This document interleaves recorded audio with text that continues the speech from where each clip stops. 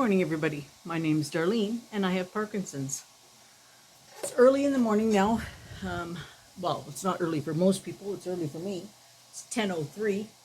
I usually don't videotape first thing in the morning because I haven't done anything at this point. But I just thought I would take a moment when it was quiet here. We are planning a little bit later today at 6:30 tonight to play a game of bingo. Claudine and Gary and I. So we're going to do that here at home. We're not going to a bingo hall, of course. We're just going to stay at home and do call-in bingo. So if you get a bingo, you phone in and they verify your card that way. So we're going to do that tonight. We've done it before with a couple of other ladies and whatnot, but this is the first time that we're going to be trying it when my hands aren't working, and I'm going to be trying to hold a dauber with them. So that ought to be interesting. So we'll see how that goes. We're just going to play 6 cards each so that we are not stressed and we can still visit while we're doing it. Gary has, Gary has read me 7 chapters of his book. So I'm thoroughly enjoying this. And I had a story. What was my story? Oh, and he's made a leftover casserole for tonight. So we have a lovely leftover casserole, which I will show you a picture of before we cook it, because I think I will probably be cooking it and consuming it during the bingo time. We were out on the veranda this morning, Gary and I, this is my first cup of coffee, real coffee, in a while. So we made a Keurig drip for me, but we were out on the veranda and enjoying the cooler weather first thing in the morning. And then Ivy was getting ready to go to work, so we said hello to her. So I don't usually get a chance to do that before she goes to work. I'm yawning. I should not be yawning, but I am. Anyway, I did have a story to tell. When I was walking and doing more active things, I went out for a year in the year of 2010. From Nova Scotia, I went out and stayed with my family in Abbotsford. Bill stayed behind, held down the fort in the Maritimes, and although it was hard for me to be away, it was lovely to spend the time with my mother, and I've never regretted it, and Bill has been very happy that I got that opportunity to spend the time with her. So when I was out there, Gary said to me, "Look, let's go for a bit of a walk. We'll go down in Abbotsford. There's this thing." I'm sorry, it's rude of me to yawn. Sorry. They call it the dike. The river is down there, and there's a cement walking path along the bank of the river. And it's a really nice, and it's a fairly long walk, right? I don't know how long it is, but it's a fairly long walk. And so you can walk out as far as you want and then turn around and walk back to where you've parked your car. Or you can walk the full length of it, and if somebody's picking you up, they can pick you up at the far end, or you can have a super long walk and walk the whole thing. But I didn't know how far this was. I just knew it was a walk along the river. So we were going down every day. We were walking a little bit further each day. Well, this one particular day we got down there, he says to me, "We're going to just walk, a little bit further."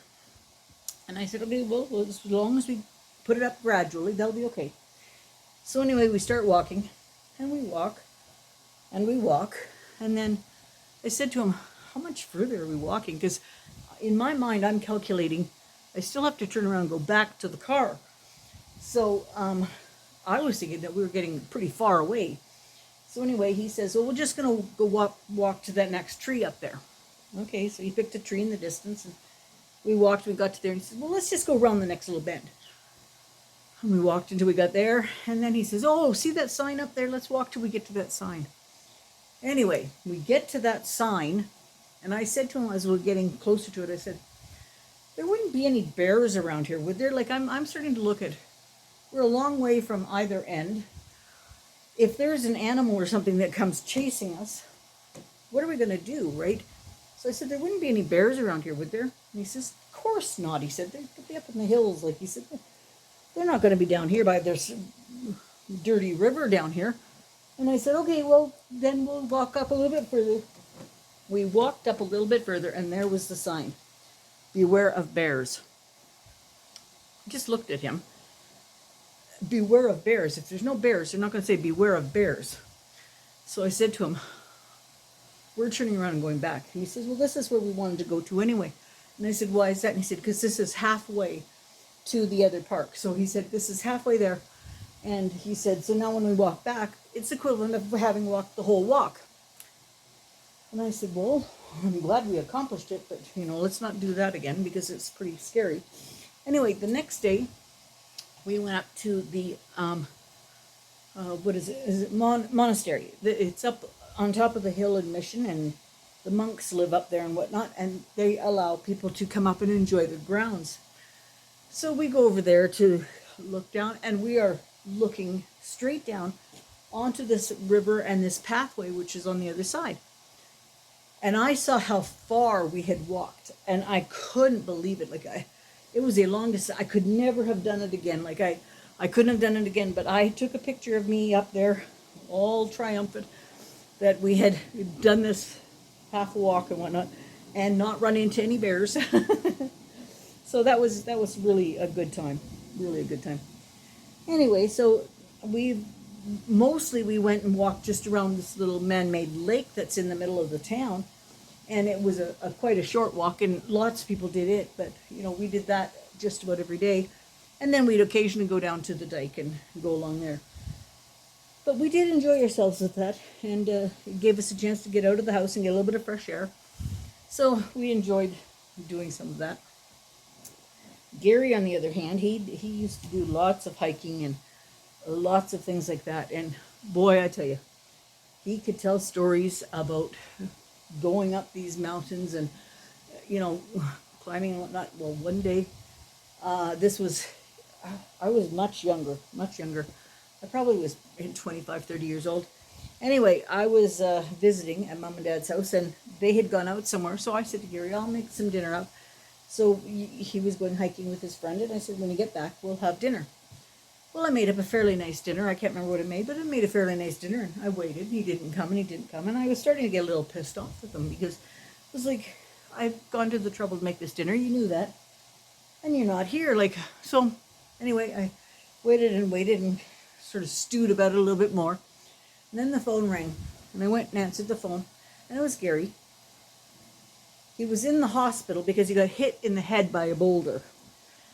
Now, I felt terrible because I'd been so critical of him, and he finally did call me to tell me where he was, but he was in the hospital. He got hit with a boulder.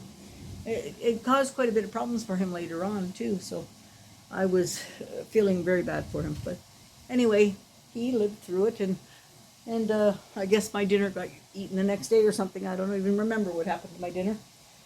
Anyway, so that's what's going on there. Now, what are we going to do this afternoon? I don't know. We might not do anything. We might just stay at home and take care of things. Gary said that he was going to read me a couple more chapters, maybe one before bingo and one after. I think I said to him, we're going to be much too busy after bingo. We're going to be counting our money. We better allot a little bit of time for that. Oh, the hopefulness of my voice. Anyway, I'm not sure if we're going to see during the day today Cal and Ashley. I haven't heard from them, so I'm not sure what's going on. I know next week Cal is on call, I think. So which means that he's available to come for visits and stuff, but he has to be also available to go to work if he has to. So he's on call. So, but he's not on call this weekend, and we didn't hear from them during the week. So, we heard, what day did they come over for supper? Was it Wednesday? I think it might have been Wednesday that they came over for supper, and then we haven't heard since then. So I think Claudine was messaging Cal last night to say, do you have any plans this weekend, or what are you doing? And we'll see whether we get a chance to see the babies again. I hope so. Maybe we get a chance to snuggle with Aurora. She is like a little doll. She's so sweet. Oh my goodness, she is so sweet. Anyway, that's about everything that I've got to say right now. I will let you know tomorrow how much we win. But I'm going to actually not have the camera out for most of today If the kids come over and they're playing and whatnot, I might take a little film for that and then include it for tomorrow. But we'll see. I'm not sure what we're going to do, and so I don't want to commit myself to anything. Anyway, I'm going to let y'all go now, and I'll go and snap a picture of this dinner before it goes in the oven, and I'll tell you tomorrow how it was. I know it's going to be delicious. It's a leftover casserole, and all the originals were good, so the leftovers will be better. All right, talk to you tomorrow. Bye-bye.